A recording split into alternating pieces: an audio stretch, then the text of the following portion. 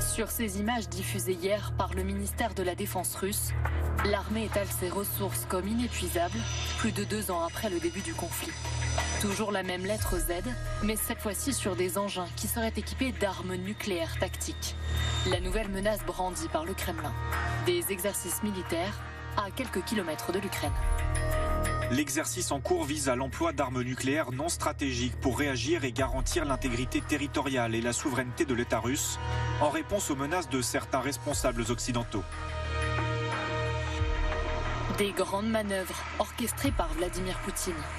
Le chef du Kremlin hausse le ton face à l'Occident, comme il l'avait promis début mai, lorsqu'Emmanuel Macron avait esquissé l'idée d'envoyer des troupes en Ukraine.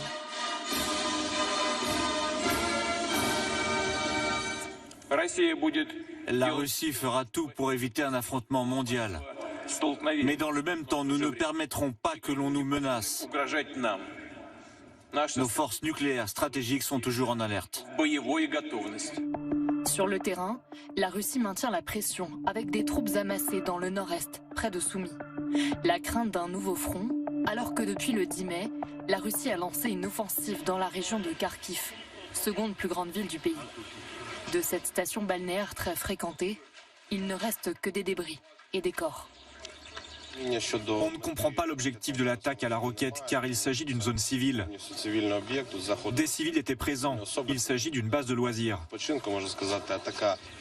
Les forces russes avancent à grands pas et ont déjà conquis plus de 150 km² de territoire. La situation sur le champ de bataille est actuellement très compliquée. Car la nouvelle vague d'avancée russe a commencé dans la région de Kharkiv. Une vague très puissante est en cours dans le Donbass. En difficulté pour tenir leur position sur ce front qui s'étire désormais sur 1000 km, les Ukrainiens bombardent les zones frontalières de la Russie à l'aide de drones. De quoi fournir un motif tout trouvé à Vladimir Poutine pour justifier son offensive. Concernant ce qu'il se passe sur l'axe de Kharkiv, c'est aussi de la faute des Ukrainiens, car ils ont bombardé et continuent malheureusement de le faire les zones résidentielles des territoires frontaliers à l'intérieur de la Russie, y compris Belgorod.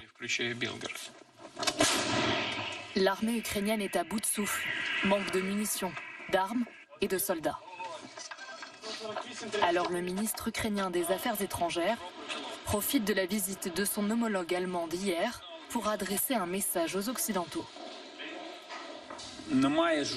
Aucun argument juridique, sécuritaire ou moral ne s'oppose à ce que nos partenaires abattent des missiles russes au-dessus du territoire ukrainien à partir de leur territoire. Proposition immédiatement retoquée par la ministre allemande pour éviter un risque d'escalade dans le conflit. La meilleure protection contre la terreur des missiles russes consiste à renforcer les défenses aériennes de l'Ukraine. Pour cela, près d'1 milliard d'euros a été mobilisé au niveau international. Les Occidentaux ne parlent cependant plus d'une même voix concernant l'interdiction pour Kiev d'utiliser les armes qui lui sont fournies pour bombarder le sol russe. L'Angleterre et plusieurs pays baltes souhaitent lever cette contrainte, contrairement aux États-Unis et à la France. C'est à une véritable démonstration. Sur ces images diffusées hier par le ministère de la Défense russe, l'armée étale ses ressources comme inépuisables, plus de 2 ans après le début du conflit. Toujours la même lettre Z, mais cette fois-ci sur des engins qui seraient équipés d'armes nucléaires tactiques. La nouvelle menace brandie par le